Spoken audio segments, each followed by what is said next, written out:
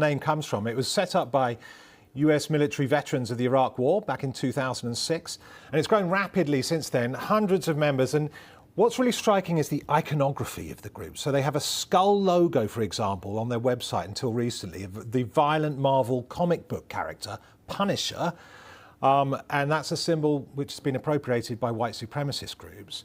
And it's inscribed with the word kafir in Arabic script. Now, some wear tattoos, Crusader cross tattoos, hats celebrating the year 1095, which, if you know your history, was the year that Pope Urban II launched the First Crusade, calling all Muslims, quotes, vile race, and urging Europeans to recapture the Holy Land.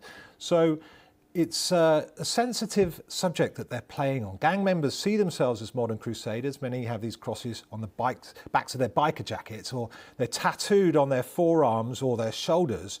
And we've discovered that they're currently hosting anti-Muslim hate speech on their Facebook site, and also have previously held a pig roast in defiance of the Muslim holy month of Ramadan. And how did these bikers get involved in running security for the GHF thousands of miles away? Well, they're all ex-veterans, and the infidels is mostly ex-veterans, and the attraction was the money. According to our sources and contract documents we've seen, they're paying each of them about $980 a day. That's about £720 every day, including expenses, rising to about $1,500 for team leaders. So if they're there all year, they can make hundreds of thousands of dollars.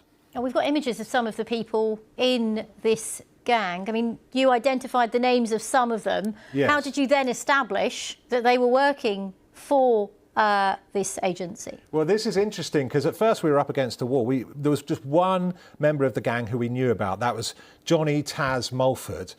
He's a former sergeant in the US Army, and he posted a picture of himself on the gang's page, posing with a machine gun.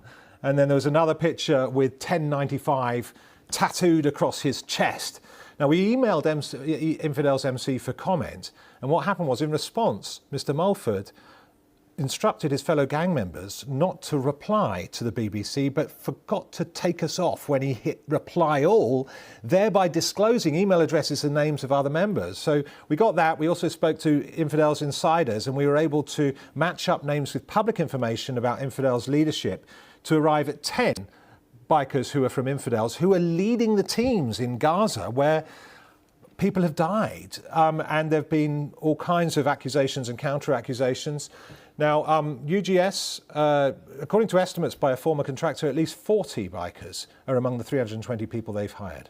OK, you talk about this group, UGS, UG Solutions. Yeah. What have they said then in response to your investigation, Andy? UG Solutions, which, by the way, is a subcontractor for security for the Gaza Humanitarian Foundation, they gave us a statement saying they don't screen people out for personal hobbies or affiliations unrelated to job performance, and they do carry out background checks, they say, making sure everyone's fully vetted. The Gaza Humanitarian Foundation says it has a zero-tolerance policy for any hateful, discriminatory biases or conduct. And of course, you can read more about this on the BBC's website. OK, so I was about to ask you that. Where can we see more of your investigation? On the BBC News website or on the app? Andy Verity, thank you very much for taking us through your investigation there.